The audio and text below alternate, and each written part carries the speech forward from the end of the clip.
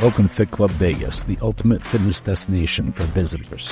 Drop in for a day pass and experience our 10,000 square foot fitness playground. At Fit Club, you'll find state-of-the-art equipment and a sound system so good you'll pitch your headphones. Conveniently located 7 to 12 minutes from the Las Vegas Strip, Fit Club is a perfect spot for you to come get your pump while visiting Sin City. So come check us out at 4525 West Hacienda, Las Vegas, Nevada. Fit Club Vegas, more than a gym, it's a vibe. Pacific West Injury Law. Injured? Call 602-HURT. Car accident? Call 602-HURT. Our firm is dedicated to you and your recovery.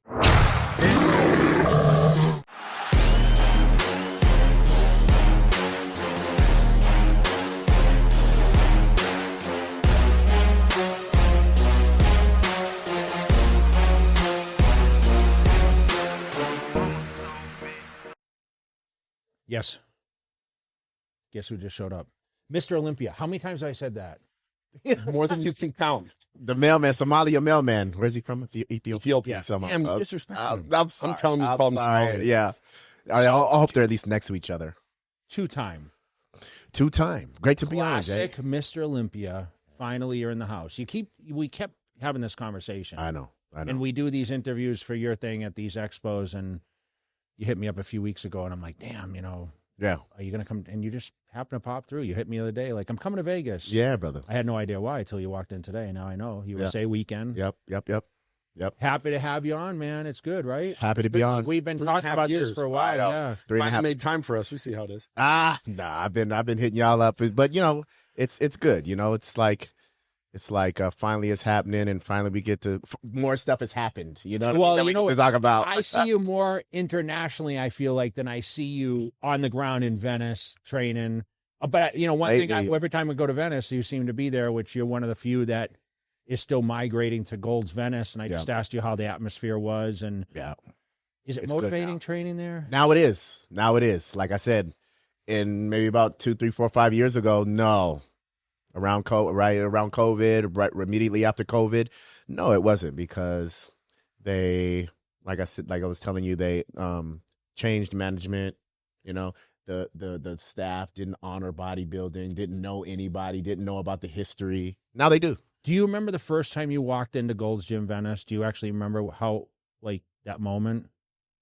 I always talk about mine. I was 93. I was there for the USA to watch Chris win. Chris Cormier won his card. Wow. 93 USA, and I got this airline ticket off.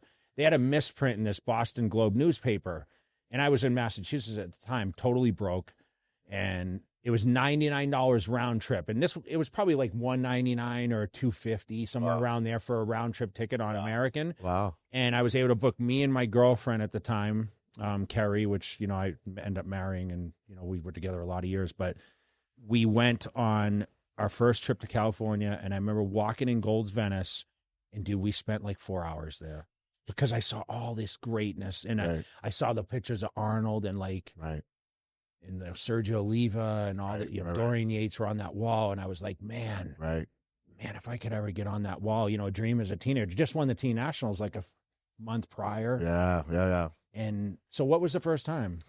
In 2006. And I was the same way, man. I went in there, and even to this day, I'll get caught up looking at the Olympia clips, from all of you guys. But do you watch the TVs, or do you actually watch the because they do the reruns on the TVs, the reruns, right? I'll look at those. Yeah, I'll get caught up, and it'll stop me in my tracks, and I'll look at those and then get back. You see but Flex still up there, Flex, you, Chris, and Rico. Ronnie Coleman. Rico, yeah. Ronnie Coleman. But even like Albert Beckles and them, They play a lot of the old school stuff. Yeah. Lee, of course. I'll get caught up, man, and watch those. So it's still nostalgia. It still is. And you were a bodybuilder then, or just a fitness enthusiast? Well, what was I back in 2006? I was just a fitness enthusiast. I didn't start bodybuilding until 2011. So I was just a fitness enthusiast when I first walked in there. And was mesmerized, of course, because I still knew about the magazines and Flex magazines and Muscle and Fitness and all that since I was 11. You know, I was also neighbors with Flex in Rolling Heights. Oh, I remember when he moved out there. I was neighbors with He had a big house out there. Yeah, he lived in the cul-de-sac, and I was right there living with him on the other side of the street. With your parents? With my parents, yeah. Wow. Yeah. Do they still live there? Or? No, they in Rancho Cucamonga now. Okay, yeah. Yeah, but in Rolling Heights, man. He moved out there, and I think it was, 93, 92, 93?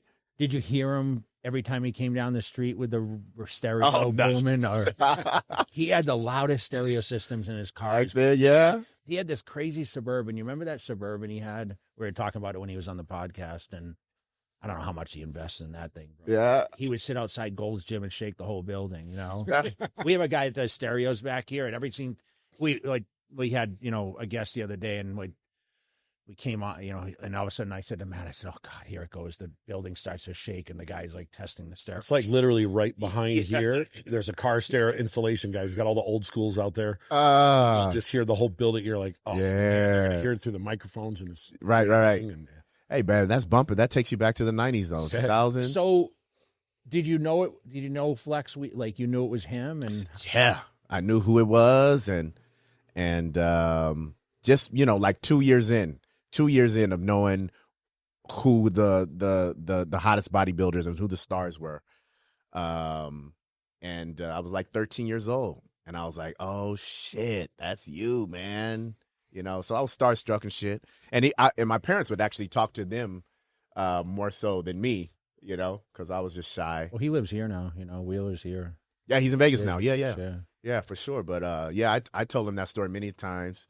And now, full circle, we're cool now too, friends. But it's a So were you a lot acting, of years, man. Were you acting then, or what were you doing back in that 2006 time? Your background? What's your background? That's exactly what I was doing. Actually, my background is in liberal arts, performing arts, from Iowa State University. Wow. Yeah, so I was in the acting business from 2000 to 2009, 10. Yeah, for about that decade. What movies you're in? Just tell people. I remember looking up on your IMDb, and I was like, "What? Yeah, it's like a long list." Yeah, Fast and Furious 4, the fourth one. I did a couple independent films that same director from Fast and Furious directed, called Cheaper by the Dozen, or I was in Cheaper by the Dozen. Can't even think of the damn movie that the director did. Anyway. A lot of commercials, a lot of national commercials. What was the favorite one? Oh, Mountain Dew by far. Mountain Dew commercial by far. Checks? No, but I got them for like 6-7 years straight. This was in 2008. I got them for like 6-7 years straight. Mailbox money. That was some good money, man. That was some good money, man. Woo! Once you got back out to Mountain Dew. Yeah, the first check was like, Owns Mountain Dew. Pepsi. Okay. That first check was like $14,000 because they played it like crazy over the X Games, and then that first check was like $14,000, and then like every 2 weeks it started tapering down. Then the next one was like 12. Then the next one was like 10. Then the next one was like 8. Then 8. But they came for a good 6-7 years after that. Every couple of months. How much time did it take? A weekend? I was there for a weekend. I was there for a weekend. And you got paid to do it. And I got paid to do it, and flew to China first class. Spent some time in Beijing, China. You've been global pretty much for a long time. Yeah, for a little minute. We're just talking off camera. You were saying, places you've been, and you like Thailand. And, yeah. Do I love Thailand? Yes. I mean, you do so much. I mean, you're involved with an international company. But he might have. Do you think he has the best commercial for Trifecta? I feel like that commercial comes up the most. One of them. Yeah, one of them. That was fun. Yeah. When I did that in Sacramento. Yeah. You did it, didn't you? Did it in that? Did you do it? I thought you did it in the studio in L.A. There was a studio in L.A. that we shot. And had a doorstep and everything. Yeah, there was a small little studio, a guy that did fitness stuff that we went and filmed. We filmed Regan there and Brooke Entz once. You're talking about when the commercial where I go out on the porch and get the box, right? Yeah. No, that was in SAC. That was in SAC? Yeah. Oh, Yeah, that was in SAC, remember? Because I remember, I could have sworn you shot at that other one too, that other location in LA. It was almost like a storage spot, and you went in and it had a whole setup. I forgot the guy's name. He was a fitness photographer. Rob Riches. It might have been. Bradley Martin shot in there. He has Oh, yes. Yeah. Yeah, Rob Riches. Yeah. Yes. I do remember that. Rob Riches. Yes. Yeah. That's Yes. what you're Because talking he does Power Tech also. Yes. Yes. We did shoot there. You're right. You got a great memory, man. Yeah. We did. So was that your passion? Entertainment you went to school and for this? I mean, it was. It was. Well, this is Well, you dream. this is the story behind it. My passion. I don't know if it was my passion to start. I always loved movies and all that. My passion was sports. My passion was football. I wanted to be in like NFL. You know, like Who was your idol? Oh man, number one, Barry Sanders and Deion I was Sanders. literally just going to say Barry. I was gonna say Emmett Smith or something, but Nah. right before you. Yeah, because no. Emmett don't have nothing on Barry. See, when it comes to arguing about who's better than what, I always go back to the football equation. Barry Sanders is unequivocally the best running back. Agreed. He didn't have the best line or the best team. Agreed. That's what suffered. Absolutely. Imagine if he would have played for the Cowboys. He would have still been playing. He would have been able to play till he's 50. So talk about football. Oh man, that was my passion. Where'd you go to high school? Bishop Amont High School in La Puente. Okay. Yeah, La Puente. How did you end California. up in Iowa? Scholarship took me there. I was for football or for football. Okay, yeah, nice. Yeah, for football. I was Academic. Were you pretty good? no, it wasn't academic. It was all Okay. it was all athletic. Hey, it doesn't matter. You got it. Right. Yeah, my grades, man, they like after intermediate school, and my grades started not being good enough for a scholarship, in academics. That's for damn sure. I started focusing on sports in high school. So did you play all 4 years in Iowa? Yeah, played all 4 years. Even got a, what do they call it, an extra year because I got hurt my junior year. So I got an extra year. So I ended up playing. What is that, like a medical? Yeah, like a medical hardship, they call it. Yeah. So I was there for 5 years, and then was able to catch a cup of coffee at with the Jaguars, the Jacksonville Jaguars. But injuries are reality, man. I tore my knee up, and back then, when I'm playing with the Jaguars, I played also in the Arena League. Arena League. You remember the Arena League? Yeah. They're still going, isn't it? Yeah, the Arena League's still going. Yeah. But they might have different like surface now. Back then, I was playing on the all AstroTurf. All right, take two. Hey guys, if you have not heard, I've launched my own TRT clinic. TRT Kingdom is now live. And if you would like to schedule on consult or get more information, make sure you guys go over, check it out, and let us see how we can help with your health needs. Click the link below. Shit. Say click the link below. Okay. Click the link below. And you had to play both ways, right? Yeah, In arena yeah, football, but you I was play offense and defense. offense and defense. But I was a defensive specialist. They let me play defensive specialist because I was supposed to be the specialist. Yeah. Right. But that game is altogether different, man, than the outdoor game. They get Altogether different. I was like, wow, I'm a fish out of water beginning here because it's so much faster. I was going to say Yeah, so much faster. The receiver gets to like a running head start, and you got to keep up with him in a shorter field, and so your movement has to be so much quicker and rotation and hit. But man, but so yeah, I played in the Arena League as well, and because of the turf, my knees got torn up, on that surface, and trying to move with those receivers the way I had to, got tore up. So that was the end of the football dream, then moved into the acting entertainment business after that. Yeah. He's had 3 dreams. The football, the acting, and then the bodybuilding. Well, You're still living it. We Maybe know the what the bodybuilding most dream. successful is. I mean, do you ever imagine you become the best in the world at something you did? I mean, what? So you were 212, and then the Classic came out, Right. and you switched to Classic. Right. So, talk a little bit about. So you got your pro card, and They had the was it 212 then? Yeah. Yeah, because that was 2013. Okay, so it was already 212. It already it was only 202 it was only 212. Yeah, it wasn't classic Was yet. what did it go? What did it start? 202. 202, and then it went to 212. Okay, so it went right to 212. Yeah. And were you like, I'm for this division, like this is it? Like obviously Flex Lewis was the champ then, right? Yeah. In 2013, yeah. I definitely thought I was for the division because that was my first Olympia when I actually saw in 2012 was my first Olympia that I went to. I saw them on stage and I was like, yeah, I could do this. But then check this out. The reason why I went to Classic is because my classic weight in as a professional was 1 pound underneath, 1 pound lighter than where I turned pro at in USA's as a middleweight. 176 and a quarter is where I turned pro at as a middleweight. My cutoff, my first pro year, 2016, was 175. So I was like, I know what I look like at this weight. Let me go to Classic, you know? And so that's how I ended up in Classic 2016, that first year. Were you the first year? So the first year Danny Hester won, you were in that contest? Yeah, I was in that contest and I got fourth. And second that year. Arash Rabar. Arash, yeah. For some reason. Yeah, he got second. Yeah, Chris Aceto was helping him, I think. Yeah. And then who was third? Sadiq. Okay, yeah. Got third. Yep. Yeah.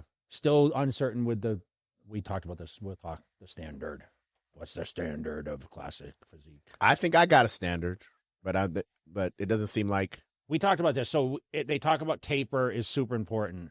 But anyone thinks they have a small waist, they can do Classic, but it has to be a lot of other things that. Yeah, of course. Right? Of course.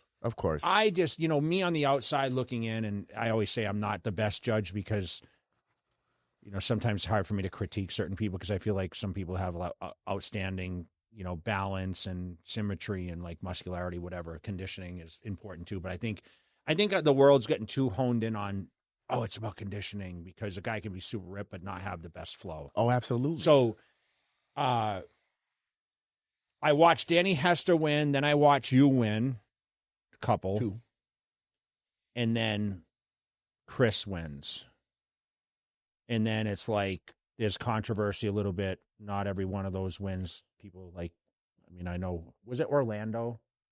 It was in It was Orlando. Well, there was a few of them. There was a few of them that should have been We'll controversial. talk about that. But were we together? We went into some small room in Orlando and watched the prejudging. I sat with Cormier, actually. Yeah. And you looked good that year. Like, I was like, damn. The year that I did not get it? Yeah. 2019, probably. 19. Yeah. And it was in Orlando then, right? It was here. It was here. Oh. Yeah, it was here. 2019 was here. That was the first year Trifecta sponsored. Okay, but there was one year in Orlando I watched in a room, and I thought well, that was 20. good. Yeah, that was 20. That was the first year in Orlando, 20, COVID year.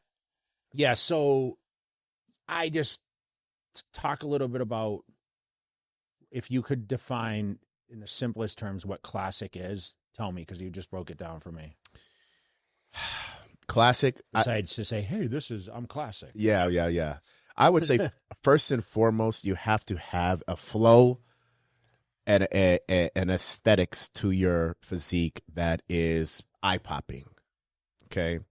So that encompasses a lot of things. That encompasses a great taper. That encompasses a great symmetry and balance. And so it's a lot of detail being put into the physique. It's not just let me get big, because you can be big, but still not be, you could be big, but still not gonna be Classic. You can have a taper, but still not be Classic, right? So it's an aesthetic and it's a flow to the physique that is eye-popping. Now, then after that, the aesthetics, the flow, the symmetry, and the balance, I think that's Classic first.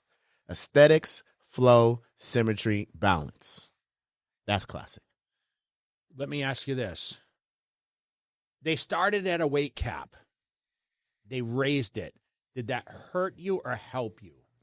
Raising the weight cap? Yes. It helped me. It helped me because I think I was one of the more muscular guys and dense guys. So I think it helped me. But somewhere along the way, still, I was not given all the weight that was allowed to us. So do you feel like every division got the right weight adjustment? No.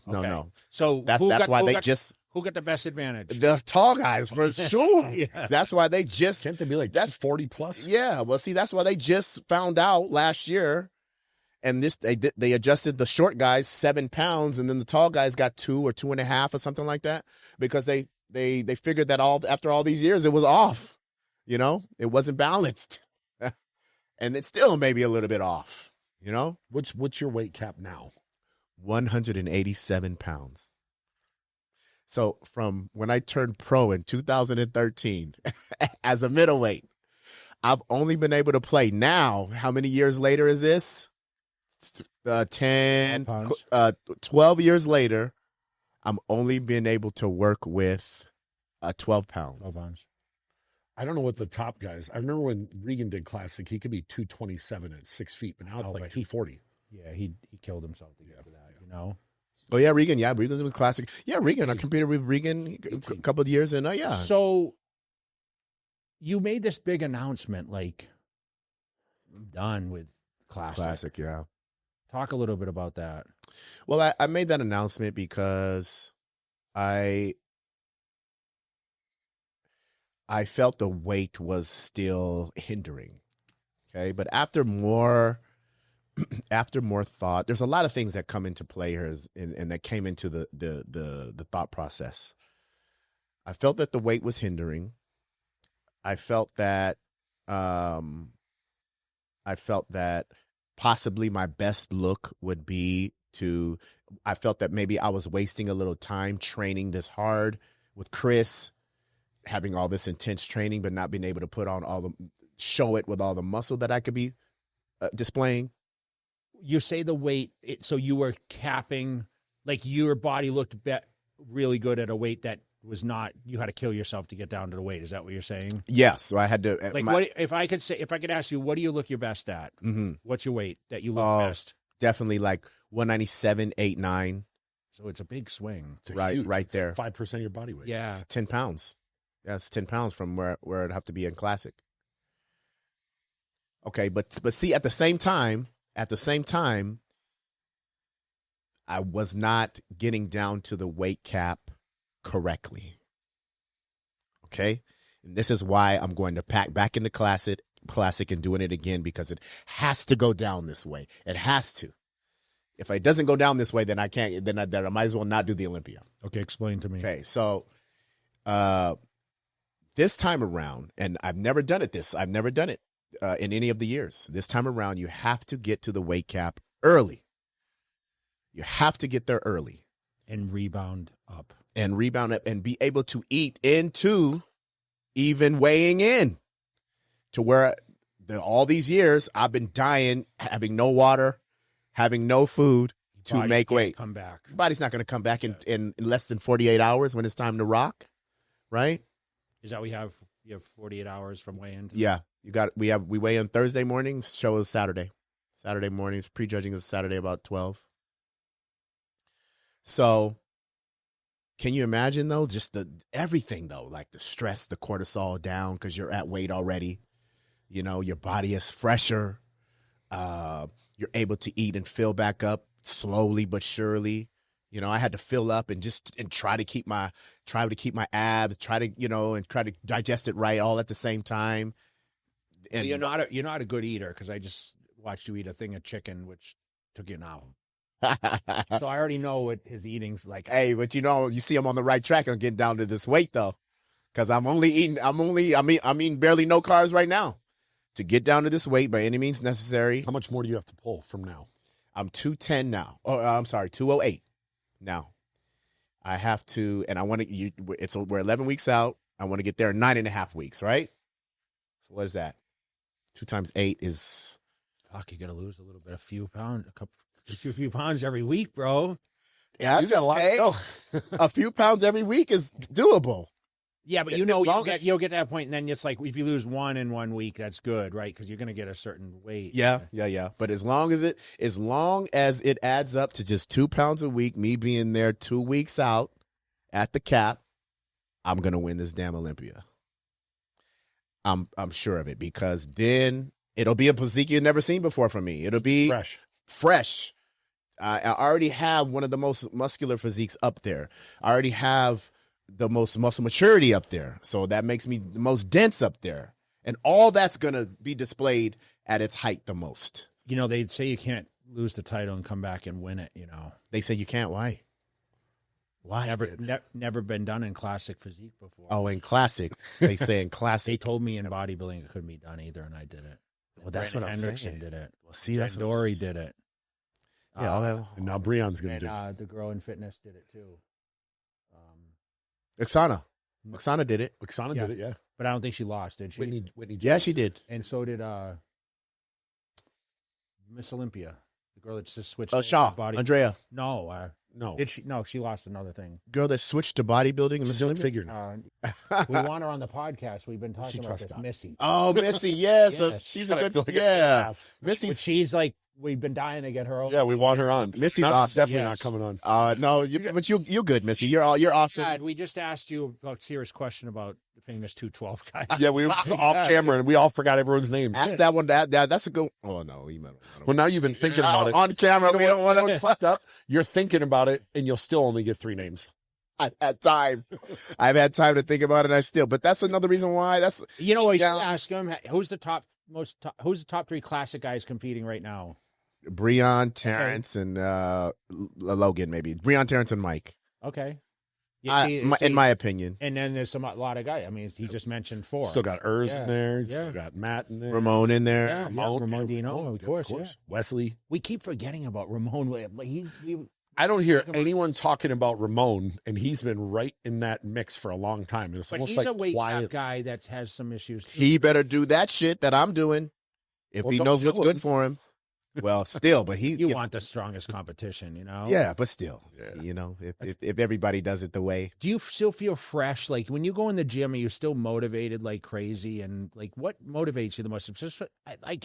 Dude, I see you traveling more than which I love. Like we talk about this all the time. No one travels anymore the face-to-face communication there's nothing like it, right? You've built a fan base in a lot of different cultures right now.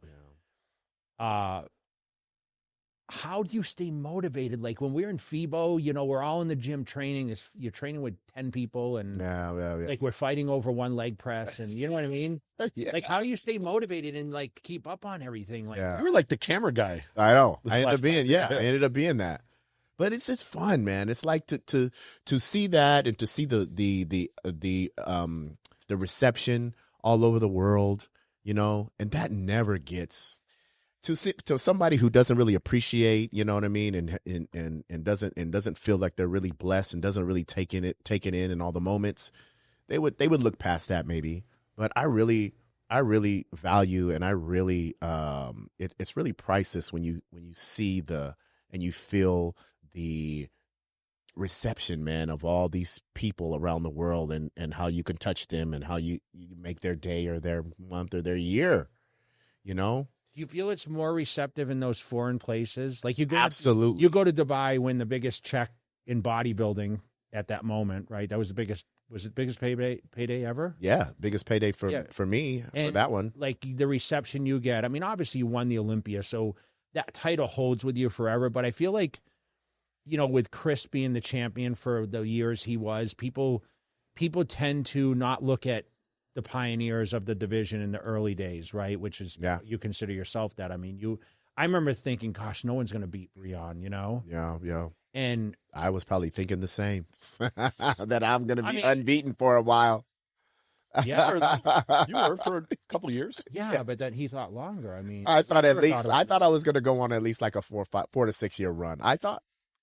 Right? Why not? Why not think that? Because at the time you fit it what it was, you know? And listen, Danny, you know, you trained at Gold's around Danny, right? I mean, he's a phenomenal bodybuilder, and Danny always looks good. You notice that? Yeah, like, he does. Guys that it's like yourself. Like I always think you guys you're always what I say in striking distance. Yeah.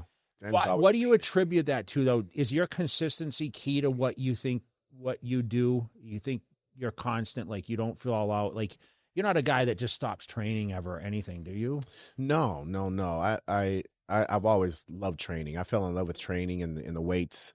I'll never forget what got me into training and got me into weightlifting. I fell in love with it at 12 when I was getting ready to go, and when I was playing football and I was getting ready to go into high school the next year and play running back.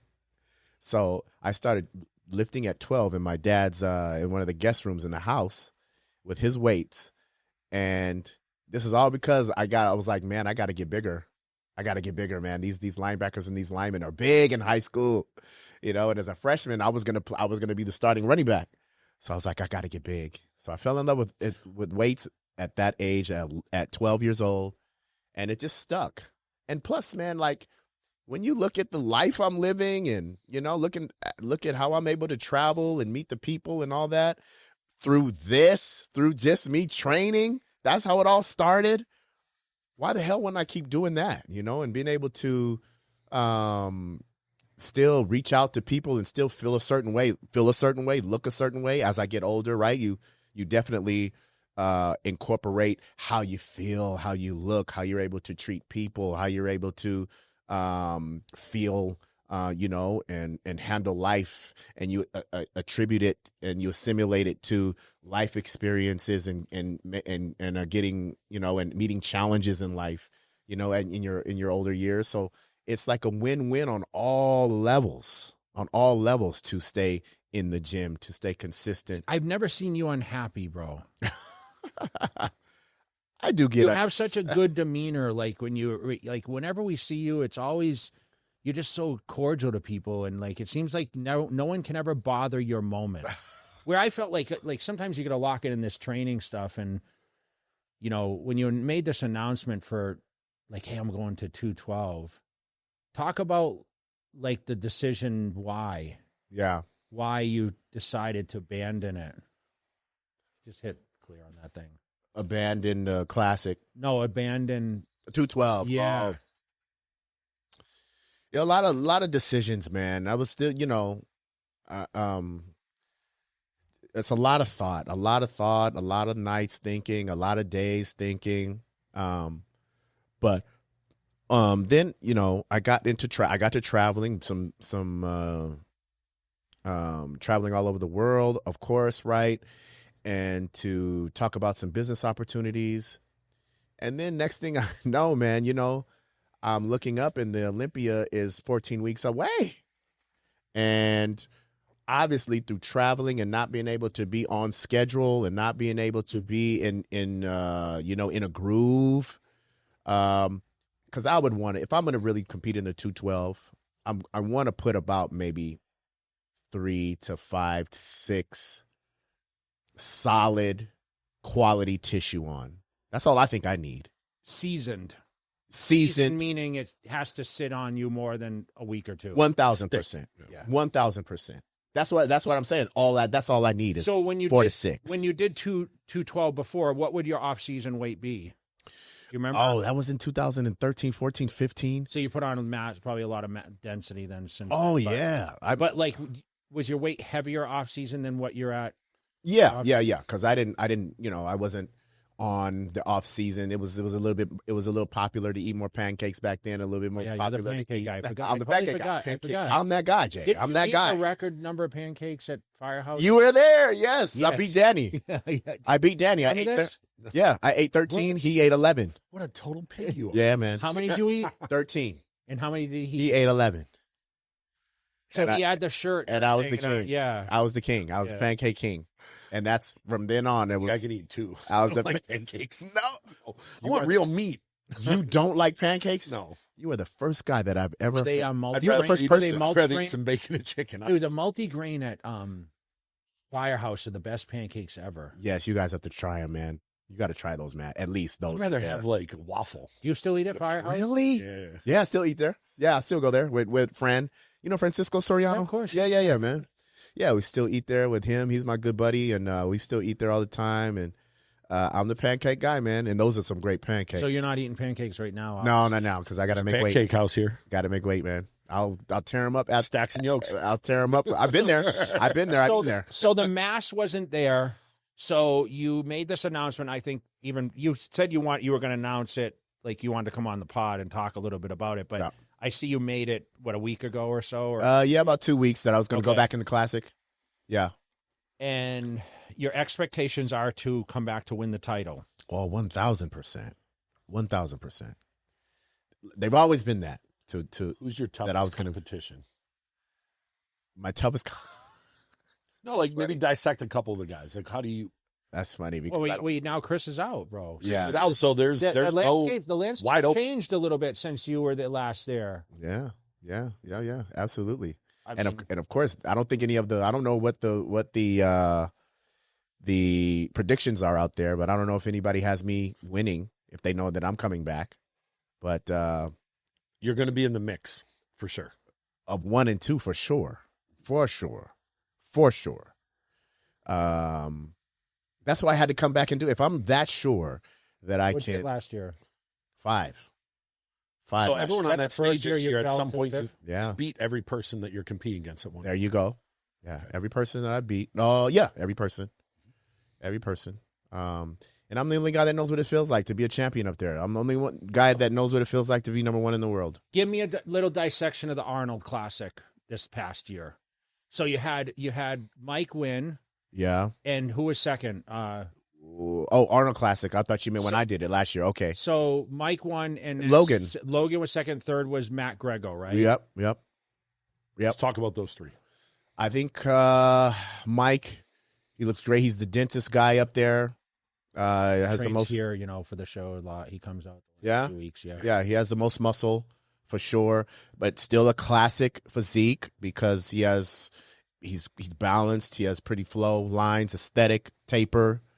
So did he push Chris last year's Olympia? I think so. Yes. Okay. Yes. You're on stage with him, so I'm just asking. I think so. I would say yes.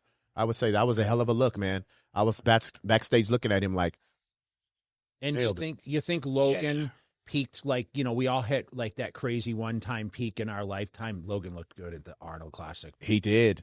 And it's so good. I'm so happy for Logan that he's on the verge now, and on the come up now, because at like 2-3 Olympias, man, I'd be back there with Logan and he'd be like, fuck. So close, right? He'd be so upset and so mad that he can't do the posing routine, that that something happened.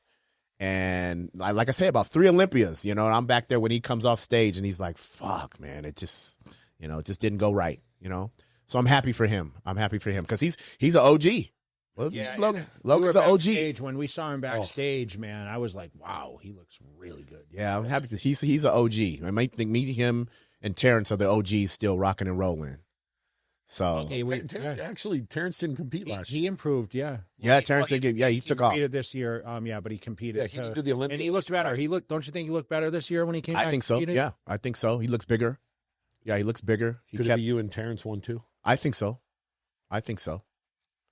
Me first for sure. What do you think about this young gun, Terrence Grego? Too. I think Matt Grego has a lot of potential. He's great looking physique, man. A lot of muscle, great structure, good balance. I think he's got to be careful with the legs to the upper body a little bit, but and see, Classic also. This is what I left out, Jay. Classic also is a flow to the body to where things don't look off. All right, guys, the new flavor Buzzin' Orange is available now. You can grab this over at jcutler.com. Make sure you check it out. We're having a sale right now.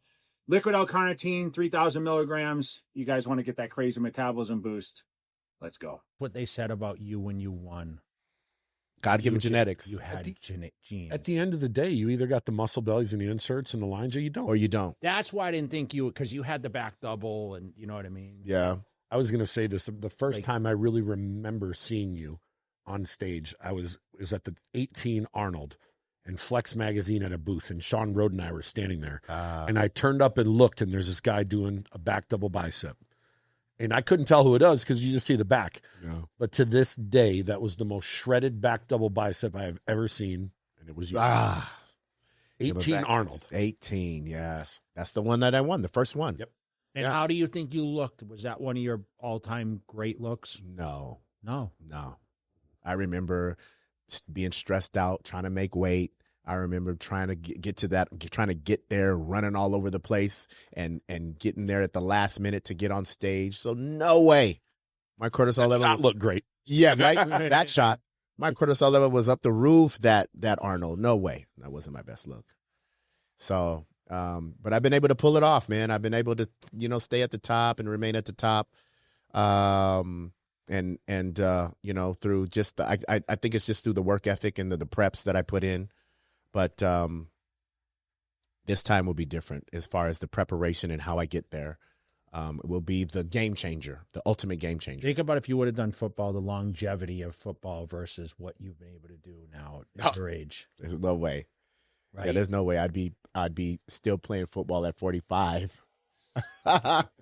And are there any cornerbacks in the league at 45? I mean, Are there any cornerbacks at 40, 41? Are there any at 35 now? Yeah, Might be a couple, right. small handful. Right. Usually you're in your mid-20s and you're out. Out of there. Mid-20s as a DB, as a cornerback for sure. Yeah, there's a couple that went along, but not a whole lot. Right. So, I'm just sitting here back listening to you guys. Classic literally has 10 guys that are really, really good. I was actually respectfully leaving out a lot of great guys. Of course, there's a bunch of guys we haven't mentioned, but there's other ones we didn't even talk about. There's so many international people now. How many are qualified? As of today, 52 are qualified. Okay. Breon, the question that we talk about all the time. What is the solution for this Olympia? There's 52 now. There'll probably be 60 by the time. So what is have you ever thought about a solution to you have the biggest show in the world. Yeah. Okay. You got 60 guys. Let's just say it's 55. I'm just going to throw a number. 55 guys qualified to stand on the best stage and all be out at that stage. Like, okay, we bring them all out. You're lined up and it's row after row and everyone's hidden besides the first row. So draw the number that you draw is your luck, right? Yeah. What's the solution, man? I got it, man. I got the solution because they're not going to take down the number of shows. So the solution is don't make every show that you win qualified an Olympia qualifier. The problem is, then why would people do that show? Well, that's the tricky part. Yeah, right? maybe because you got to build up that would definitely take down the competitors and the hype of competitors wanting to do the show. But unless you're smart and strategic and you say, okay, if I win these two, then it you know what I mean? So if you win 2 or 3, it qualifies you. So the people that know, okay, Breon's going to this show, I'm not going to get the first place there, so I might have to go to like these other ones where I possibly could win. Good, yeah. Gather up enough. Oh, you mean go back to the points? Yeah, because you'd have to have, dude. What's the point of doing the show then? What's the point? Yeah, I mean, besides winning a couple bucks. Yeah, because if you only have the first 5 already, the first 3 already qualified, then Olympia, those are the first 4 or 5 spots are already there every year, right? So then you would only have about 10 shows, because I say only 15 to 20 guys it should There's be. going to be a solution at some point. You understand that? I think there needs to be. Like this, just because there's more and more shows internationally. And yes, it's fair to the guys. They shouldn't have to come all the way to the U.S. to compete because bodybuilding is bigger in some of these sectors of the world. You've learned this. Absolutely.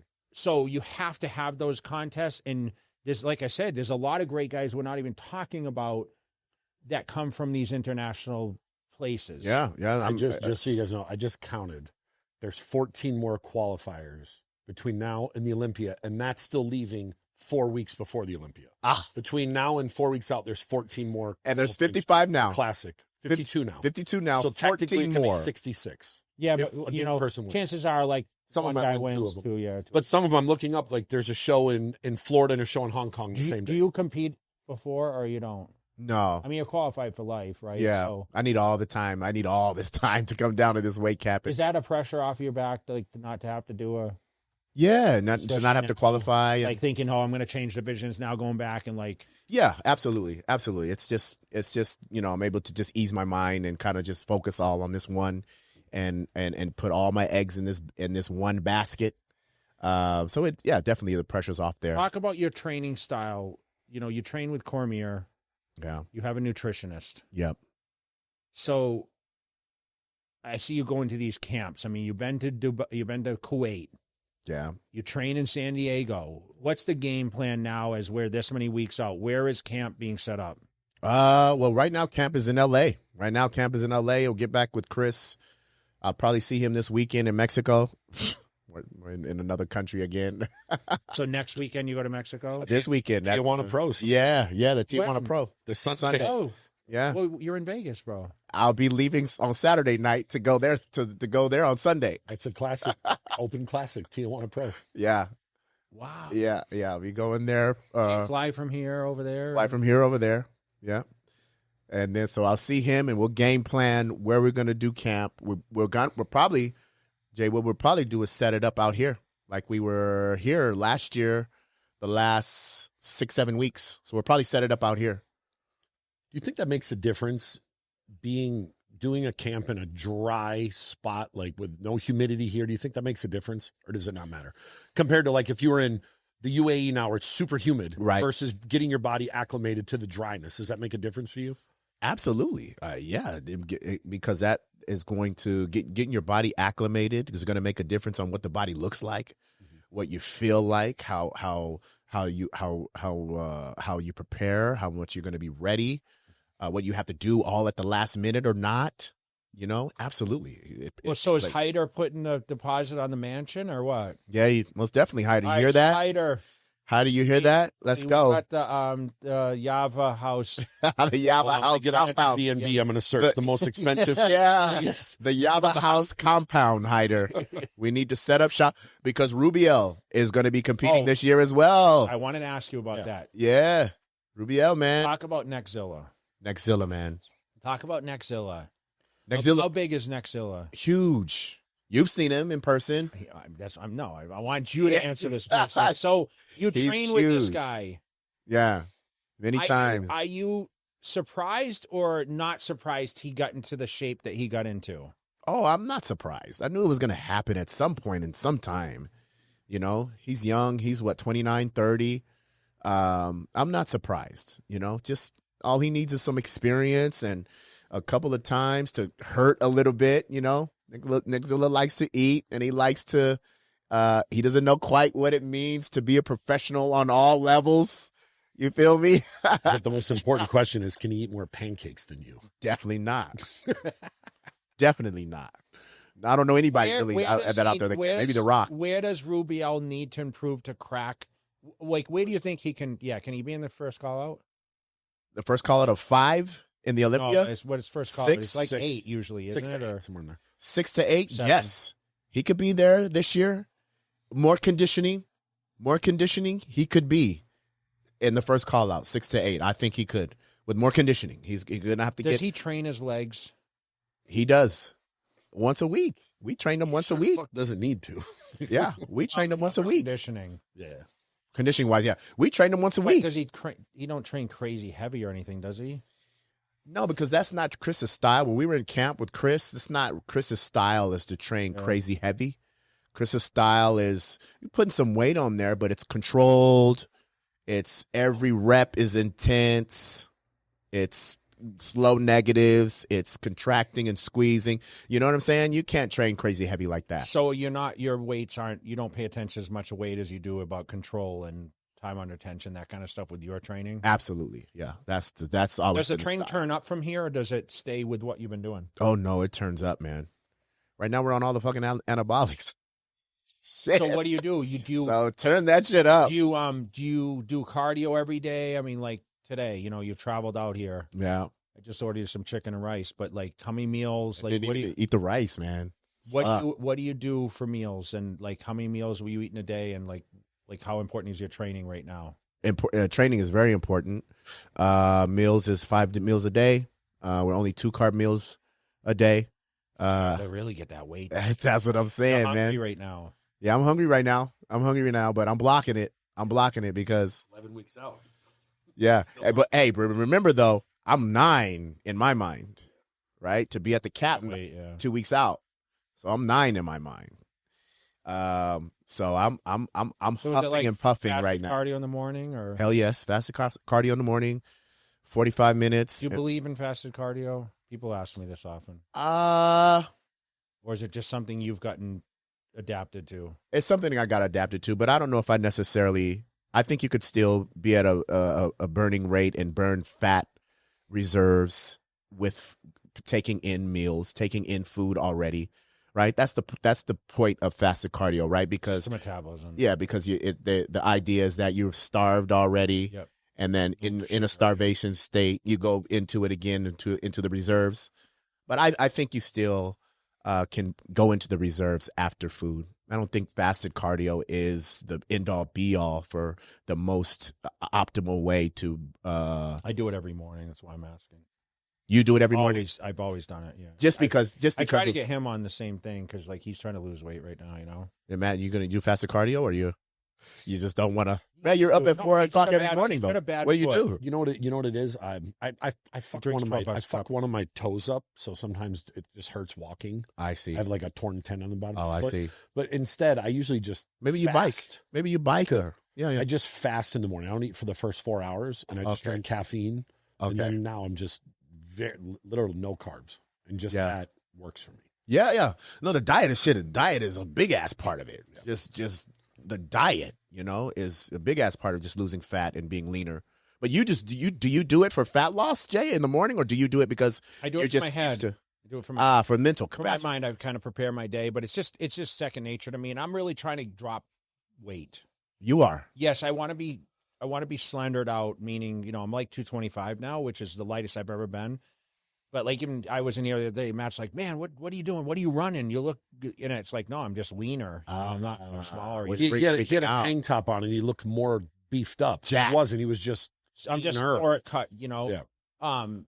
But That's I've what always happens. done it. That's how Chris Aceto kind of taught me. Hani put me on. I worked with those two, which, there were two greats in the game. Yeah. And it seemed to work well for me to lean out. And I think it's a metabolism booster, right? So Sure. that cardio adds, but like I train twice a day, some shows, and I didn't have to do any cardio at all. So There you it's go. not like, There you go. I don't believe that cardio is absolutely necessary for everyone. And you could ask like a Martin Fitzwater who sits on here and, he's a week out and says, I haven't done any cardio at all for the show. And look how he looked. He got fourth last year. Yeah, So I think it's just proven. I mean, the same thing with Ronnie Coleman. He probably trained so hard. I don't know. He did 2 hours of cardio a day, but did he really need it? It's the question. Right. I mean, some people just genetically are different. I mean, Right. That's the main thing. Well, I think also for sure, right? Genetically different when you're like also endomorph, mesomorph, ectomorph. Yeah. Right. That's going to play a big part in how much cardio you have to do, how much you don't have to do. What you could do to get lean. Your body type and your genetics is very important and plays a part in it. How do you feel about the money factor in the divisions right now? When you see the Arnold bump to 750 for first and the Olympia, and you guys sit at how much for your title? 60 is Olympia, 70 is Arnold. I think Arnold's 70 or 75 this year. They're going to bump it to 75? To buy? 60. Okay. Tax fucking free. That was nice. That was real nice. That was sweet. We like that. That makes me get upset that I didn't do it this year, actually. When how sweet that was. Who won it? Michael DeBull. That's right. Yeah, Michael And how DeBull. much was it? 70. He bumped it up to 70 this year. Yeah. There's 2 shows ahead of Olympia. So you think you'll do it again next year, maybe? The Dubai Pro? Yeah. They love you out there, man. Yeah, I don't know. Not a bad check. Not a bad check at all. Set up camp out And he's there going to bump again. it. Yeah, he's going to bump it to 80 or 90 next year. Bader. All right, so tell me about how you feel when you see Arnold pump out 750 for first place next year. What do you think? What do you think for yourself, but what do you also think the other guys in the open class? Do you think someone's absolutely nuts for not, if you're a top 5 guy, to jump in that? 1,000% you're nuts for not jumping into that shit. Life-changing money, right? Yes. Oh, my God. 750. And remember, 2 weeks later is Arnold UK. That's another 250. So you can win $1 million in 14 days. What would you do with $1 million right now, Breon? Oh, I'm getting up some property. Yeah. I would get some property. I would invest. That's your mature self. Yeah. Well, what if you were 25? Okay. If I was 25, I'm going to buy a car. You know what I mean? Take a trip, buy a car. I'll party a lot of it. That's for sure. Even at 45, I'm going to party with a lot of it. I won 100. That's for damn sure. These trophies, I won 3.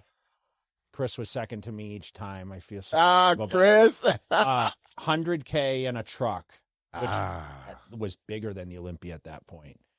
So a truck, huh? the Hummer truck. They don't. Oh, then that was Hummer. I won. Rolex. Presidential Rolex. And a Presidente. I won 3 Hummer trucks. Wow. So, does it encourage you, or does it? What's the inner rumblings like with your division? Like, you're a guy that's on the top. Yeah. Do these guys get disappointed when they hear that they're kind of not getting what they're getting push? with the open guy? Yeah. No, but you understand it. Yeah, I understand it because that went into a whole YouTube video that I talked about. I understand still why Classic. Now, I definitely think Classic should be getting more than what it is now with the gap. But I do understand why we're still not at the level of open. We're not there because the people. Will it ever?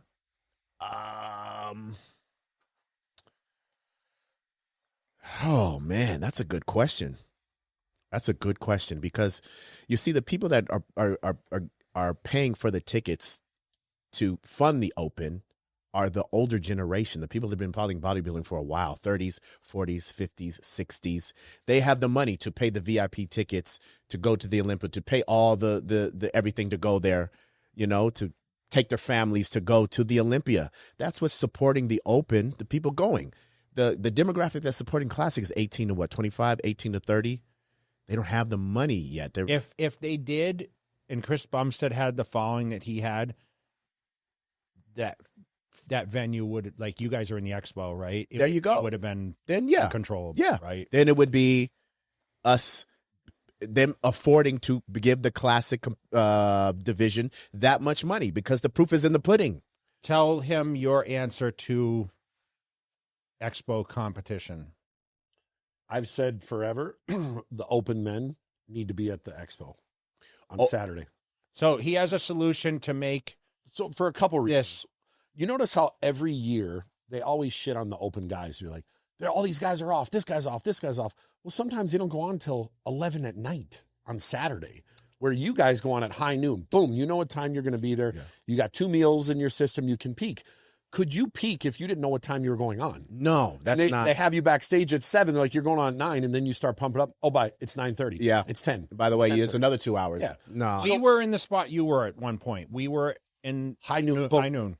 And this is why I think a lot of the guys would always nail it back then. And now guys are a little bit off because it's hard to hold your conditioning all day. Just think of all the thoughts you're going through. And, you got 6-7 meals a day. It's the size, bro. But if they did the open men at the expo on that same, I've seen what it looked like when you guys are on there. There's thousands of people screaming and the place is packed. It's rocking. It's like the open men would get that. And sometimes they go on Saturday night and there's a third of the amount of people that you guys have. I think they need to have it just like, how the Arnold has that little small arena in the back where strongmen are. Yeah. They should have something like that there for the prejudgings for all divisions. They've never sold out a men's prejudging ever at the Olympia since I've been in the game. It's never sold out Friday night. There's always tickets available for the prejudging on Friday night. There's never tickets available for the Saturday night when they compile everything together, especially now because with very limited seating. You could that's funny you say that as I just got finished saying, the people that pay to be in the seats are for the open division. But then you're saying now that the open division isn't sold out on Friday night. On Saturday. On Saturday, but not Friday night. But your routines are fun to watch. Yeah. I admit it because I listen, and I think some of the open ones are too. I like watching Andrew and Samson has a good routine. Some of them have good routines. Like I like to see Hottie get up there and he's got Hottie's nature. Good. Yeah. I'm like I know everyone's kind of shitting right now on the like Milos is arguing about the posing routines because it's not judged, so people aren't putting effort. Yeah, but there are some good posers. I mean, we're not seeing the Melvin Anthony at this time or the Darum Charles or Taylor, Leela brought it. All the people, there's a million people. Yeah, right. Yep. I wasn't a great poser, but it's still a physique round, right? But I think that you guys, it's like second nature. You have to come up with your own twist of things you're very limited on the poses. I think you guys at some point will have more poses, possibly. Yeah. Because some of you guys love to hit. I mean, listen, you love doing a back double. Man, a lat spread ain't so bad either. No. And a side tricep ain't so bad either. Yeah, You can show, like, think about how impressive a side tricep is for someone like you. And you did this before, so you know the real poses. I mean, and a lot of the guys turned pro as bodybuilders. I mean, Chris Bumstead was an open bodybuilding guy, right? So there's a lot of things. He did an open show. Show were open. Yes. So I just wanted to know what the mindset was. See, you're realistic about it, saying, okay, the open still sells. The freak show wins. Let's be honest. Yeah. But I feel like Classic is like, it's great to look at. Yeah. You know, the guys are handsome like that. I mean, we just had this joke about your hair, and you just mock your hair like doing your little. You have your brush over here. Yeah, what is it? Pick. Yeah, my pick. I call it wrong.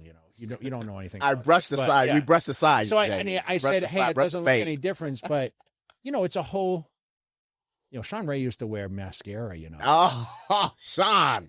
It was on What the video. fuck? Here's another question. With Chris retiring, do you think it'll be as popular this year without Chris being on that stage? Meaning how crazy it was the last couple of years. Well, man, Chris, he brought a draw. He brought a draw, man. So you can't definitely not going to automatically say, yeah, it is. That's something to look at and that's something to consider.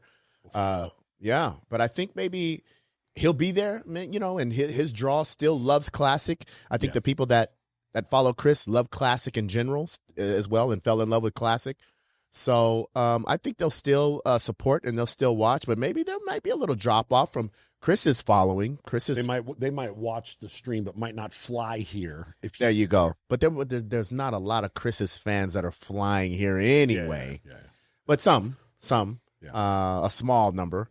But yeah, It's only 4,500 seats. Yeah, that's a big drop off about the flying. Is it and all that. 4,500? How many seats? It's right around there. Yeah.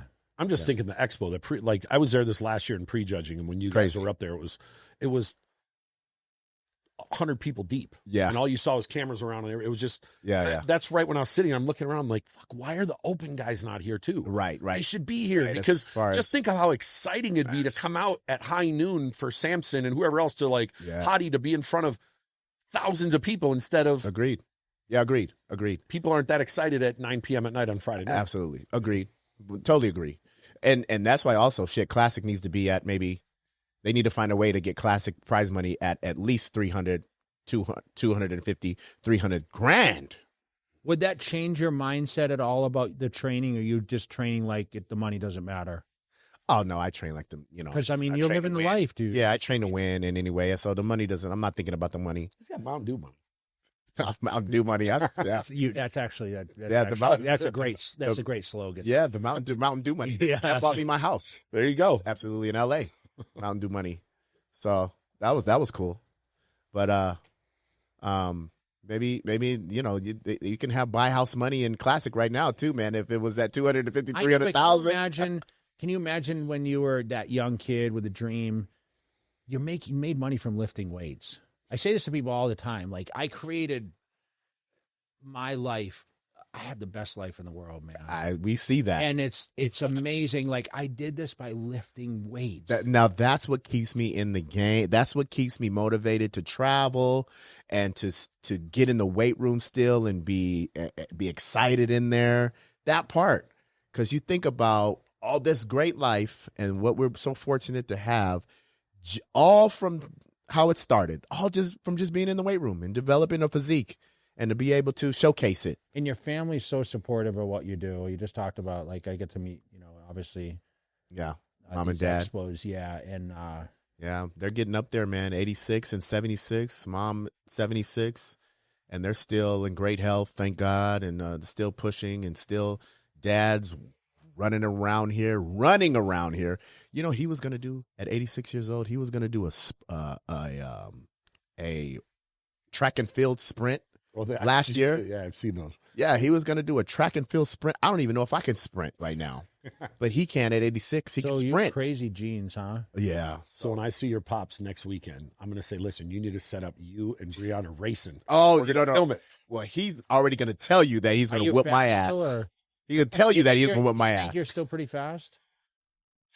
You run anymore? I don't, man. You tear your hamstring? Yes. Yeah. I would tear my knee, tear my hamstring. You remember when Kevin Leverone raced? I do. That's yeah. We all remember that. Why am I forgetting his name? Chambers? No, what was his name? What's Chambers? Kevin Leverone raced. No, Chris. No, he raced the Chris guy, the Olympic. Oh, he ran the Olympic medalist. Yeah. Oh, Barrel. His name was B. Who'd he race? It was with a B. I'm gonna look it up. This is our technician. I remember that. That was with a B, wasn't it?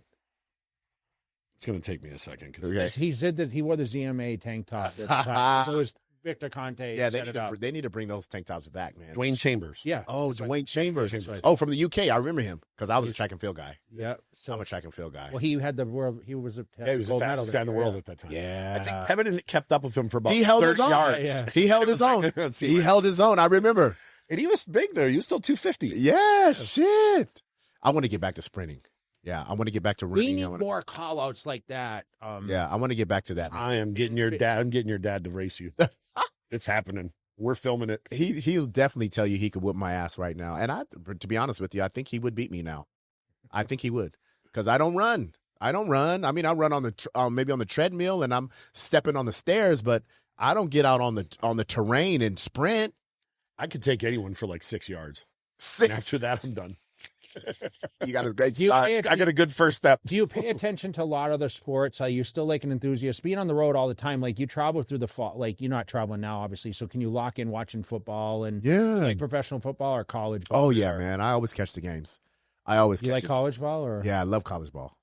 Love college ball. I always catch the games. Yeah. He used to watch a lot. You don't watch as much. I don't. He You know, used to I watch like Wisconsin. college He was ball. Wisconsin. He was. Oh, you're I a went to Badger? Wisconsin. Yeah. So I like college because it's about the name on the front. Yeah. The NFL is about the name on the back. Yeah. And I just love seeing the traditions. It doesn't matter which one. Like, Yeah. those kids are playing. Well, not now with all the new ways they can make money. Before it was like, it's all heart.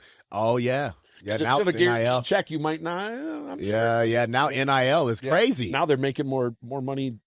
Than Then some of the if you could be guys. Yeah, man. It's crazy. Who did you kind of like? You played in college with some greats that you played around. Oh yes, man. I played in the Big 12. Like who else? Who they named some of Man, at Good Nebraska stuff was back then. At The Nebraska. quarterbacks, Kansas. Yeah, Nebraska. I played against Amon Green and what was the Heisman's name? Freddie at Nebraska. Damn, I can't think of his name. Freddie Newman or something like that. Heisman. Running back or Scott Frost was at Nebraska. Remember that he was a cold white Why boy. am I forgetting his name? Fast. The left-handed quarterback from Kansas. Kansas He State. could throw 100 yards. Yeah. Yeah. At Kansas State, Yeah. the Wildcats. Yeah. Bishop. He was a left-handed. He could throw it the whole football. So Tim DeWhite, that fast white boy. You remember him from Iowa? So what was the largest crowd you played in front of? In football? Yeah. 80, 90,000 at Big 12? yeah, 80, 90,000. Even 100,000 was at Texas. What's that like when you Texas, come out of Oklahoma, the tunnel Oklahoma and State. you're like, Ricky Williams. yeah, Oklahoma, yeah. Yeah, at Texas. Oh, yeah, Texas. Yeah. That was 105,000 at that stadium. Yeah. That was electric, man. That was electric. That was fun those days. I get chills when I think about those days because I just feel like, dude, we saw some great shit. Yeah. You know? Yeah. And I mean, today probably people think the same thing, but I remember even like Johnny Manziel era when people were like going crazy for Johnny football. And I remember, dude, I had his jersey and everything. I was following. Because I was following. set that thing on fire. Yeah, he did, man. That was amazing. Freshman winning a Heisman. Johnny Manziel. See, but that's just the Big 12. You probably still played some of the Big 10 teams, some of the SEC teams on the first 5 games of the year. Yeah. What years were you there? I was there aging myself. Well, I already said I was 45. 97 to 2000 were my college years. Yeah. That's when I was and that's when the Badgers had the Ron Dane. Oh, Ron Dane. Yeah. Ron Dane. Well, at the tail end of that. Goddamn, Ron Dane. He was a tank. And then after Ron Dane, and people forget, Michael Bennett came in. And he who was a an track guy. alternate for the Olympics. And he was a track guy. Yep. Ran a sub 100. I remember. And I remember one year, Michael Bennett's sitting there, and they're like, what's his name? Says he's the fastest guy in the NFL. And he's like, if he wants to suit him up and put some checks out there, we'll see who's the fastest. Yeah, he was a speedster, man. Because he would sit on the sidelines, and he'd have to be on a pedal bike the whole time because he had to keep his legs warm. Right. Because his legs are so overdeveloped being a sprinter. Right. So that's the idea. That's how we train. That's how Chris trains. The idea is like fast twitch muscle, like a sprinter. Yeah. So that's why we do a lot of. So a lot of like, was it less rest? Less rest, and it's in that contraction you really contract and you really explode. So yeah, we do that a lot. So longevity, okay, like obviously you're still doing this, dude. You have no injuries. How do you feel when you get out of bed in the morning? Thank God, thankfully, man, I feel pretty good. I feel like I bounce out of bed. I don't like squeak out of bed and I'm 52 years old in a week. Yeah, in 1 week. Wow. August 3rd. Wow. And I feel when I get out of bed, bro, like a million. That's priceless, man. Think really about what is. I did for a living. Yes, that's priceless because guys in their late 30s, Jay, and 40s aren't feeling that way. I'm tired of hearing when you hit 30, when you hit 40. Oh, when you hit I 50. hit 50. Okay. I'm still like, okay, guys, I'm waiting. Yep. I'm tired of hearing it too. I'm waiting for my shoulders to hurt. Yep. And like, I'm tired of hearing it too. I'm tired. Oh, my knees. Oh, I'm supposed to hurt doing this squat. Yeah. Doing this leg press. Oh, I can't. Well, my knees hurt a little bit, but yours don't, Jay? No. You know what, though, we've talked about this many a times. He did all the therapy and he ate right his whole career. So those nagging injuries that people got usually might not have been from doing the proper therapy. So he did all that all those years, and now he doesn't have the problems. If he wouldn't have done all that, you might be a mess. But I stay super active. I train pretty much every day, do something. I mean, I do cardio twice a day, every day. Yeah. That I pretty much do weights. Yeah. There's never a day I don't do some exercise. Yeah. I never say, oh, I need a day off. I need to just kick back. Yeah. So I did my fasted cardio this morning. Yeah. 2 meals. You just saw what I ate. There was chicken and rice. Yeah, all my prep meals, MegaFit. Yeah. And I ate 5 meals yesterday. My goal is to eat 5 again today. Well, see, you've done the lifestyle of rant. You were in the lifestyle and you still live the lifestyle. So that's a big part of it. I hope you do the same, though. Oh, I mean, for sure. Their competition is still on the horizon for you. Like, we're not talking about stepping away or anything like that. But like, what message did you try to put out there? I mean, you're a picture of health, right? Obviously. Like, is there a limit to what you can do? No way. Because, people think I got told that I looked like I was 31 the other day. I'm that. Is it a female or a male? It was a male. Why do we always get the compliment? It was a male. But his girlfriend was, she didn't say a specific age, but she said, you just don't look your age. But she didn't say a specific age. So the girl said, the guy said the age. The girl didn't say. Yeah, she's just being careful, bro. She's gonna you are pretty fucking intimidating. She's gonna be in those DMs later. Look out. Look out for that hidden box. Yeah. Right. Scroll to the right, right? But yeah, okay. Well, who you know who you are, so I appreciate the compliment. Tell me, do you have anything special for this Olympia plan, like posing routine, music? Like, are you switching things up a little bit? Or are you going to keep it like your style? I think the most switch, man, is my posing routine. I'm definitely going to come out. I don't want to give that away. Don't give it away. Yeah, I'll give the music choice. The music choice is going to be old school 80s though, 80s, 90s. So it's going to be fun. For some classic how much posing do you put in? Like, as a classic guy, like, it's so important. Yeah. Flow is everything. Do you Absolutely. practice posing a lot every day, or is it? I know Chris is crazy about the posing. Do you think he's the best posing eye of anyone? I do think. Tweaks and. I do think, yes. I do think, as far as that, like what you just said, details and tweaks on like how to hold this foot, how to hold this hip, how to turn this wrist, this elbow, lean a little bit this way, angle it this way, high on the temple, all the details in that. I think he's the genius in with posing. And we work it every day. But you must collaborate, meaning like, I don't like that. You're still your own person, right? Yeah. He still lets you, especially with the posing routine. But for the mandatories, it's like, okay, I think, we do it enough to where it's like, I think you look the best this way. And what do you think? We'll look at the video and in the pictures and kind of replay it. And then I think you would showcase better here and showcase better here with it this way. So we collab, with that. But for the posing routine, he just pretty much lets me flow. I'm going to ask you a question. I probably know the answer. What is your strongest pose? Front double. It's tough to say front double bicep or back double, but front double bicep, front double. I would say strongest pose, but with the back being Got the good arms. with the back high being peak close. biceps. A lot of guys don't. We were talking about this. A lot of guys don't have the split bicep peaks anymore. Oh, split bicep peaks, High peaks, you have it. yeah. But see, man, that's classic, man. If you don't have a high peak bicep, I don't know how classic you are, in my opinion. Who do you think had the best biceps ever in bodybuilding? We talked about this the other day. We went on and on. God, there's a bunch. Damn.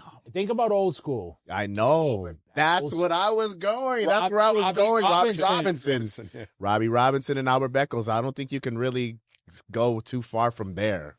Even Ronnie. Ronnie had that split. Serious split. Yeah. I think my left one, you can probably say that mine is probably one of the best ever. My left one. We all have a better arm. Yeah, my left one is crazy, man. That height, like my hair on this left one, goes crazy, man. Goes crazy. So, Can you actually? I get this asked a lot. Can you peak a bicep that's not genetically gifted for a peak? Is there an exercise you can do to put more peaks on your biceps? I get that all the time.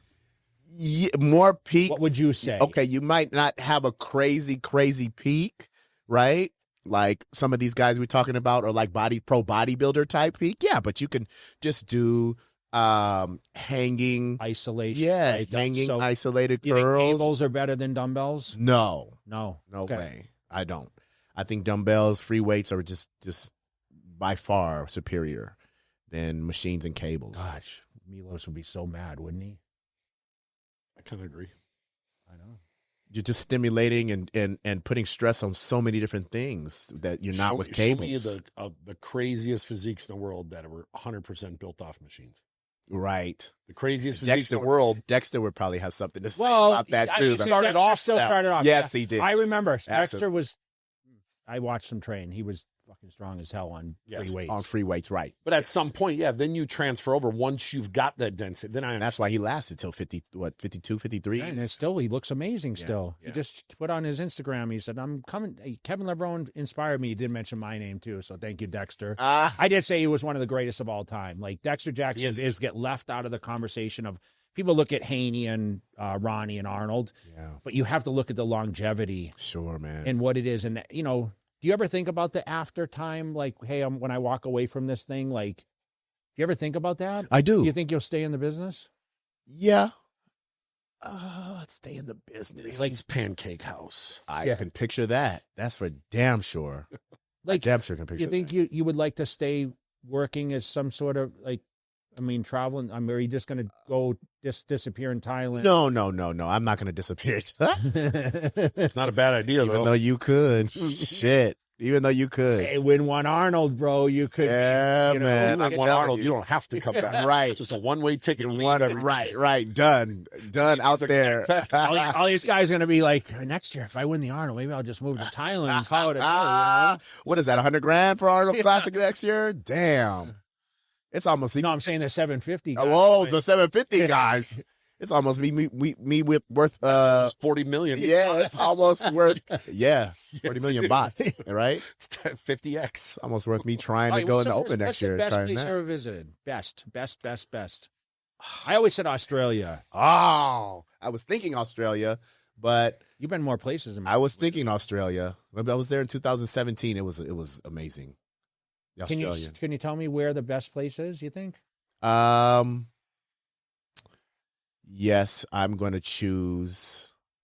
It's a toss-up between Spain and Southern Spain is beautiful. It's a toss-up between Spain and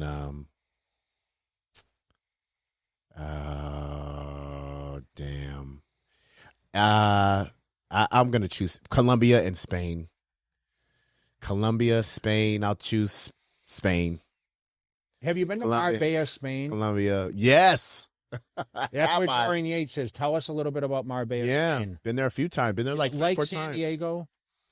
Weather-wise, yes. Beautiful place. Matt's moving. Matt's moving there? No. Mozambique. Moving to a bunch of places. Yeah, Just getting the fuck out of here. sure. You just know it's not the States. I'm just going somewhere I can be not broke. I don't blame you. You can't be broke. You're not broke in Vegas when we talked about these prices from compared to Los Angeles. God damn. Yeah. Well, if I was in L.A., I'd be sleeping on your couch. Oh, man. Even Jay would be broke in L.A. In L.A., man, you're paying $7,000, $8,000 for a month for a 2-bedroom. I know, but listen, That's like $1,500 here. Yeah, something. 2-bedroom in Venice. Everyone, bro, we all have a choice. Yep. Yeah. Get your ass here, bro. Yeah. I know your family. You'll be here with Eventually, I can, I know, but people your don't have family and everything. I know that's important. Well, yeah, right? but they're just right there, Jay. They're just right there in Rancho And the Cucamonga. rain's coming. Yes, right there in Rancho Cucamonga. Yeah, right. You're right. Starting right there. Right. That's we talked about that. Be there in 2 hours. Yeah. Plan that. Yes. So, you'll get here and mom and pops will be up the street. Yep. They'll be down right the road. Like, wait a minute, I could see my house. We got right. the best No, gym. We got the best gyms, and there's like 3 more that That's are opening up right now. 3 more That's opening in true. the next 3 months. Well, that's 3 true. more gyms opening, not just the ones that are already here. Wow, that is They're true, being man. constructed as we speak. It's the, So it's will the you stay in bodybuilding the mecca game? here. Will you stay in the game? Yeah, I think I'll stay in the game. Yeah, I'll stay in the game. I definitely will. I'm not going to drop off. I would like to have a supplement company, supplement line, gym, yeah, maybe have another show. I did a show in Puerto Vallarta, Mexico. I had my own show. Maybe have a show or two. I'll stay in the game for sure. For sure, yeah. The game is done. The game has done too much for I know you're not done yet, but I'm just saying. Right, the game has done too much for me, man. Of course, yeah. You know another reason why I won't step away? Because you've done something that none of the newer guys do. You've actually got off your ass and flown around the world and built a global fan base. And when you retire, especially overseas, where here it might slow down, it doesn't slow down overseas. Right. So you can always Right. reach back into that and go make a living around the world where, you know how many top guys now do 2 or 3 appearances a year? I mean, there's look, I for 100% see Breon more overseas than I see him here. I see him at Venice Golds every time I go. Which Yeah. is much now. But for the most part, I'll see you at a couple shows in America, but overseas will be like, we run into him in Germany and I see you in Dubai, or you see him in Kuwait or in Spain or wherever. We run into you all over internationally. But a lot of the guys now don't realize when you retire, you can then reach back into that well and go, man, I did 4 or 5 seminars there. I can go there. I can go there to where these guys won't be able to Like do. you could travel right now in off season and say, okay, I'm going to do a seminar in this country, and still, I mean, there's money for you everywhere, Yeah, right? I have contacts in all the Of countries. course. I mean, Yeah. that networking is key, man. Your Sure relationships is what builds your wealth. Yeah. Yep. And your wealth meaning like your whole world, your Yeah. like leisure time, business, everything. So I always tell everyone, network as much as possible. If you never done, sometimes it's like getting out of your comfort zone. Yeah. Dude, you're probably, I mean, I don't even know what your comfort zone is. No, Every there's year not. it's a different comfort You zone. got it. I go. I'm Like, happy to go. Hopefully we have you here because we want to have you back on the pod, at some point, especially Absolutely. leading into the For show. We'd sure. love to get you, but we'd like to get you to kind of give your mindset as we lead in the hype starts, because the hype starts now. I mean, as we start counting down, these last weeks fly. They do. So there's going to be a lot of talk. We won't be talking about 14 more shows. Like we'll be talking, okay, the shows are qualified. There's 60 guys. Now there's 78 guys, and you got to figure. Yeah. God damn, man. Just pray you pick the right number, bro, On. to be able to stand on the stage. All I need to think about is 1. Yeah. That's my number. I'm thinking about 1. Always have. And for sure, thinking about 1 this year because of like what we were talking about, the journey and the style and how we're going to get there, which is going to bring a much different look. And it's going to be the game changer for me. And it's going to be fun, man. It's going to be fun because I'm just confident on how much better of a physique that's going to be and what the look is going to be like. So if they thought that these past years were some nice looks and some great looks, whew, This one is going to be. Well, your game plan sounds like it's going to work. So yeah. Who do you want to shout out? If you want to shout out anyone, we're going to wrap this thing up. So we appreciate it. Absolutely. Questions. Absolutely. All the sponsors. Yaba Labs, Hyder and Catalina are the best owners, and their family now. They know out there. Trifecta, of course, for handling me, taking care of me for all these damn years. It's been 8 years. 8 years, yeah. Since I've been with Trifecta. That's great. They've been so amazing. Vanquish have been amazing to me, and yeah, man, all family and friends, all gyms I've trained at, all gyms I've prepped at. Oxygen. I shout them out. I shot San Diego, the gym out. I shoot all these gyms out that I've been at. All these ones here that I'll visit when I'm here for these USAs, and I'll be visiting when I'm in prep hardcore. We go into camp maybe about in another 4 weeks. Yeah, and you guys, man, for having me on. I appreciate you guys. We'll see each other at the Anaheim again and all over the world again. I'm cornering Pops. Him race you. And I will tell you, I'll be the first one to say right now, Pops can get me right now, probably. Well, that's why we got to film it. He can get me. Make sure you bring him over. I'm sure we'll be near each other anyway. So, absolutely. Absolutely. 1,000. I'm so glad we made it happen, and I hope you have a great weekend. It sounds like you got a busy schedule, so you'll be visiting a couple of places. You're going to 2 different places this weekend, which is kind of cool. Right. 11 weeks out, man. Right. My Mexicanos, I love them too. Cormier, we said hi. We're looking forward to having back on the pod. Sure. And that's what I've learned a lot from Chris too, is to keep the connections from all over the world, because there's nowhere Chris hasn't been either, man. He's been very successful. Yes, and everybody knows him everywhere we go. Yeah, and he's even been to places that I haven't been. So that's what I've learned from you guys, is to keep that worldly connection, an international connection. It's very important. And bodybuilding is the sport that lends itself the most to that. Because it's the universal language, I think, more so than any other sport, any other study, So, you know why? Because nobody cares where you're from, what language you speak, where your passport's from, what religion it is. They just judge what you show on stage. Sure. Judge the whole world could learn from bodybuilding. 1,000%. So don't judge people for all the other shit. Judge what's right here. Absolutely. I think we need a documentary or a movie depicting all that and highlighting all that, man. Could. Because what's the name didn't do it. That didn't do anything for bodybuilding. Which one? What's this last one that Mike was in? Michael Hearn and the kid that was in Apollo. What's this last one that Michael Hearn was in? I was in it too. Jordan? I was in it too.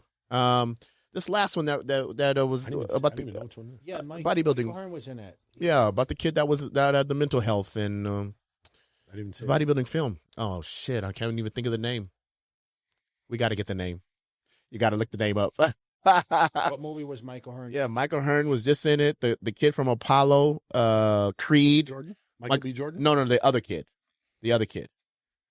That was in this last Creed. Jonathan Majors. There you go, Jonathan Majors. Magazine Dreams. There you go. Magazine. I haven't seen it yet. You haven't seen it? We haven't seen it. See, I didn't even know it was out. See, and that's shows how much marketing they've done. That's a problem. But it's a big bodybuilding film. I was in it. Big time bodybuilding film. Me, Danny Hesser was in it. Brandon Hendrickson was in it. Right. Of course, Mike was in it. But what I did not like about it is it did not give bodybuilding a great name at all. Not 1% of it was positive about bodybuilding. And that's unfortunate. Because what we just talked about. Project. Yeah, because what we just talked about was the story of bodybuilding, the other side, the positive side. Yes, we need people that. Change their lives and change their health, and just there's so much more positivity with bodybuilding. And I'm sure, Jay, you've seen people would come up to me, crying or telling me how I help them. Help them treat their wives and treat their kids and all this type of stuff. Yeah. That right there, man. We had another guest on the other day, and when we were off camera, I had said to him, like, the bodybuilding influencers are the most valuable of any, because if you're a boxer or you're a football player, basketball player, people want to see that.